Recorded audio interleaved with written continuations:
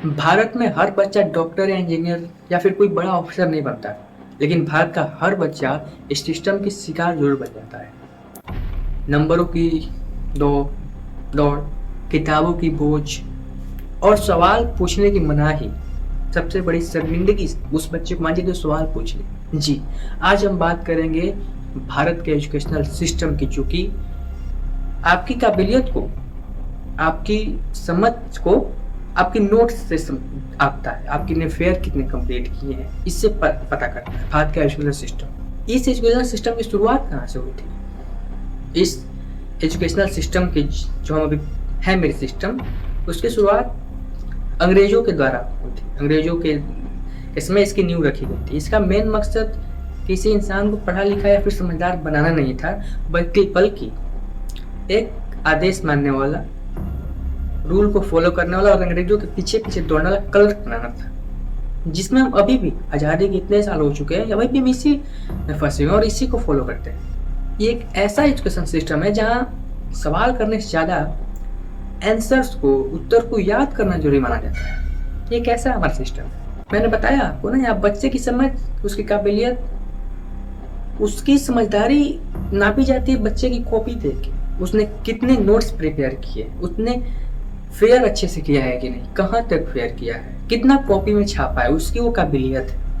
जो बच्चा ज़्यादा रेट लेता है उसे हम टॉपर बना देते हैं, वो टॉपर है, 93% लाया है। और जो बच्चा थोड़ा सा सवाल कर ले उसे हम कमज़ोर बना देते हैं। हालांकि टीचर आते हैं तो कहते हैं बाबू आप जितने बार सवाल करो हम उतनी बार जवाब दें, बट एक बार, दो बार, तीन बार सवाल के बाद एक टीचर भी कहता है कि सर कि गधे हो क्या तुम, एक बार में समझ नहीं आता तुमको, अभी तो आपने बात कही कि आप कितनी बार पूछो आपको बताएंगे, तो फिर अभी ये गुस्सा कैसा?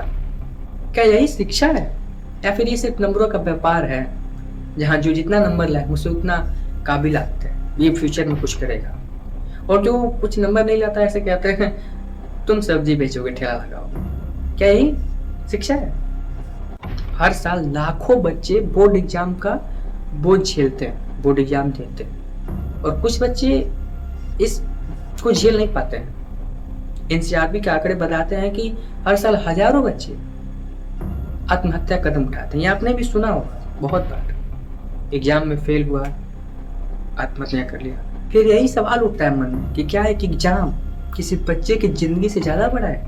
क्या एग्जाम में फेल हो गया तो बच्चे को जीने को हक नहीं है? या सेकेंड डिवीजन आ गया तो वो फांसी लगा ले?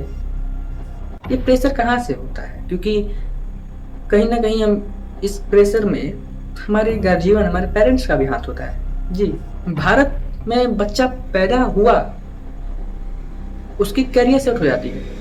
माँ बाप कहते हैं मेरा बच्चा डॉक्टर बन जाएगा, उधर फूफा कह रहे हैं मैं नहीं इसको इंजीनियर बनाइए, उधर मामा कह रहे हैं इसको कोई ऑफिसर बनाइए ना, आईपीएस ऑफिसर। अबे भाई, एक बार बच्चे से तो कुछ तुम लोग पूछे नहीं कि उसको बनना क्या है, बस उसको पैदा होते उसका कैरियर सेट करते तो आप लोग उसको अपने सपना चुनने का हक तो दो, उसको अपना सपना चुन पाए।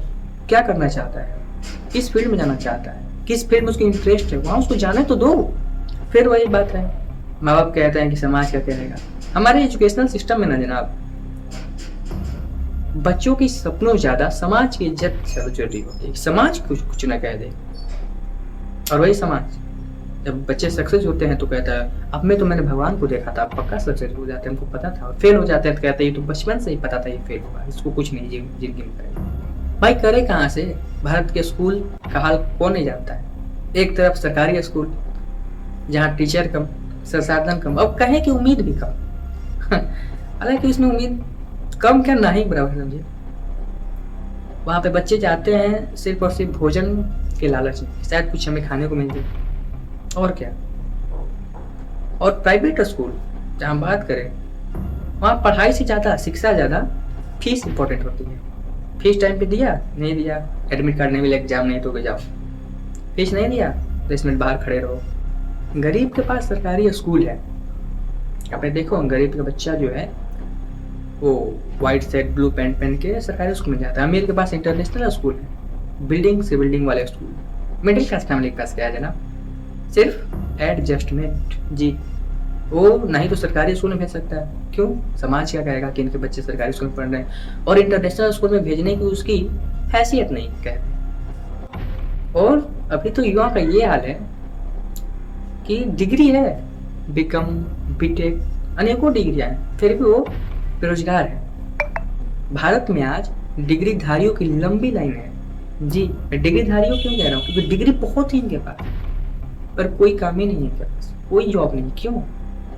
क्योंकि स्कूल में पढ़ाया गया, याद कराया गया, रटाया गया, स्किल तो सिखाई नहीं है। अब आप ही सोचिए, मैं डिग्री ले लूँ इलेक्ट्रिशियन की, मुझे तार जोड़ने में बहुत माहिर है, डिग्री है मेरे पास, और मैं कंपनी में गया, मैं तार ही नहीं जोड़ पाया, तो कौन मुझे किक द बकेट तो कर ही देंगे, बढ़ा ही देंगे मेरे, क्यों रखेंगे? डिग्री चल रही होती ना जना। भारत के युवाओं में डिग्री है, काम करने की समझ ही नहीं, कैसे काम करना है, क्या करना है, दे दो तो पॉजिटिव का बार नेगेटिव में जोड़ दे, इधर उधर कर देंगे। अभी ये स्थिति है, क्यों? क्योंकि डिग्री ली है, पैसे देके डिग्री ली है मैंने। हमें भारत में एजुकेशनल सिस्टम में कुछ बदलाव करनी है। क्या बदलाव करनी है? एजुकेशनल सिस्टम को नंबरों से नहीं, समझ से चलाइए ना। बच्चों को कितनी समझ है, उसका क्या कमजोरी है, क्या उसकी ताकत है। आप नंबर पे क्यों आते हैं जनाब? नंबर तो एग्जाम में चीटिंग करके भी लाया जा सकता है, हमने लाया है। हालांकि फिर भी मैं कुछ ज्यादा परसेंट नहीं ला पाया, पर नंबर तो चीटिंग करके भी आ सकते हैं, पर समझ कहाँ से आएगी? समझ आप चीटिंग नहीं कर सकते। बच्चों को रटने वाला मत बनाइए, सोचने वाला बनाइए।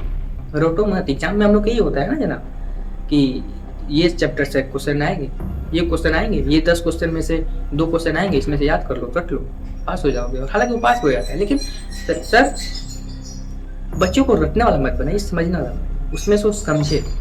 और सबसे जरूरी, बच्चों को उनका सपना देखने की इजाजत दी जाए, उनका सपना पसंद करने की, चूज करने की, क्या करना चाहते हो हक दीजिए, तब जाके भारत हमारा देश आगे बढ़ेगा।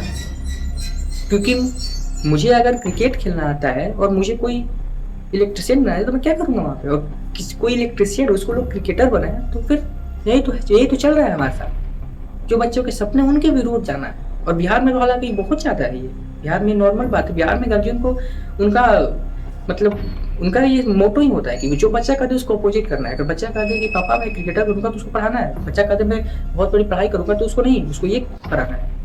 बिहार में पता नहीं क्यों ये है, पता कि जो बच्चा करे उसको अपोजिट करना है, मतलब बच्चा कर रहा है वो गलत है। अगर शिक्षा में सच में ताकत होती तो कोई बच्चा कमजोर महसूस नहीं करता, कोई बच्चा कमजोर महसूस नहीं करता। हालांकि बच्चे कमजोर होते नहीं है, ये सिस्टम उन्हें कमजोर महसूस कराती है। क्यों?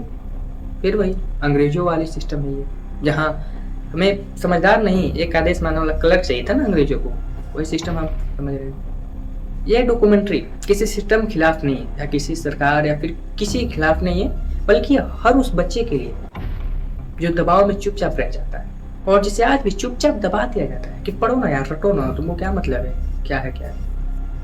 जनाब मैं तो ये भी अभी भी कहूँगा, सवाल पूछना गुनाह नहीं है, बल्कि एक चीज की नई शुरुआत हो सकती है।